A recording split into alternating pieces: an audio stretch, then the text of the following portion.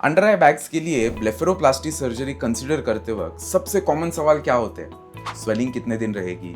Scar दिखेगा क्या? Office कब ज्वाइन कर सकते हैं? आज मैं आपको फर्स्ट मंथ का रियलिस्टिक रिकवरी टाइमलाइन बताऊंगा। नमस्ते दोस्तों, मैं हूं डॉक्टर ध्रुव, आपका friendly plastic and cosmetic surgeon from DC plastic surgery Pune. तो स्टार्ट करते हैं सर्जरी से। डे 1 से 3 तक क्या आप एक्सपेक्ट कर सकते हो? तो सर्जरी के तुरंत बाद माइल्ड टू मॉडरेट स्वेलिंग रहेगा, थोड़ा ब्रूजिंग रहेगा वहाँ पे, यानी कि थोड़ा काला नीला हो सकता है, टाइटनेस फीलिंग या फिर आंखों से थोड़ा वाटरिंग होना। पेन यूजुअली मिनिमल होता है। ज्यादातर पेशेंट्स बोलते हैं डिस्कम्फर्ट है, पेन नहीं। इसके लिए कोल्ड कंप्रेसेस, आइस पैक्स से बहुत हेल्प होती है। तो पहले 2 दिन थोड़ा हेड एलिवेटेड रखना इंपॉर्टेंट है। वहाँ 1 या 2 पिलोज के साथ आपको ये मदद हो सकती है। पैनिक नहीं करना इसमें। अब आते हैं डे 4 to 7। स्वेलिंग सबसे ज्यादा यूजुअली डे 2 से डे 3 तक रहती है, पर धीरे धीरे कम होने लगती है। ब्रूजिंग येलो या फिर ग्रीनिश शेड ले लेता है। ये हीलिंग का नेचुरल पार्ट है। अगर स्किन एक्सीजन किया है और एक्सटर्नल इंसिजन है तो आपके स्टिचेस 5 to 7 डेज में रिमूव होते हैं। ये स्टिचेस एक फाइन लाइन होती है और स्टिच रिमूवल सिर्फ 2 मिनट्स का काम है, जिसमें हम धीरे धीरे वो थ्रेड को पुल आउट करते हैं। आपको बिल्कुल पेन या फिर दर्द नहीं होता, जस्ट एक पुलिंग सेंसेशन रहता है 2 से 3 सेकंड्स के लिए। फर्स्ट वीक के एंड तक आप सोशली प्रेजेंटेबल होने लगते हो, आप सोशलाइज कर सकते हो, लेकिन माइल्ड स्वेलिंग थोड़ी विजिबल हो सकती है।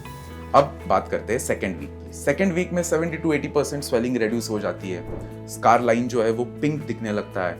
ये बिल्कुल नॉर्मल है। अब आप मेकअप जेंटली यूज कर सकते हो अगर हीलिंग प्रॉपर हो। Office work usually second week में आप रिज्यूम कर सकते हो। अब आता है वीक 3 to 4 में, जब आपको रियल इंप्रूवमेंट विजिबल होती है।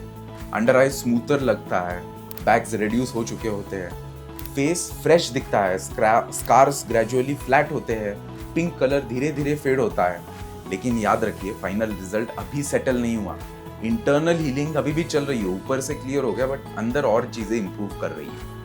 इस सर्जरी के रिकवरी के दौरान कुछ चीजें हैं जो आपको समझनी है, जो नॉर्मल है, जैसे कि स्वेलिंग और हीलिंग के फेजेस में थोड़ा माइल्ड असिमेट्री लगना, टाइटनेस का फीलिंग, स्लाइट नमनेस या टेम्पररी ड्राइनेस आंखों में। देखिए, ये सब टेम्पररी होते हैं। आपके सर्जन को तब कांटेक्ट करना है आपको अगर सडन सीवियर पेन हो या फिर कोई विजन डिस्टर्बेंस हो।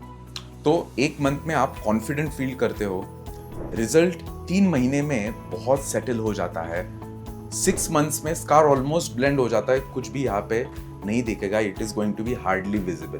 तो ब्लेफेरोप्लास्टी का रिकवरी प्रेडिक्टेबल होता है जब सही गाइडेंस एंड रिकवरी फॉलो किया जाए।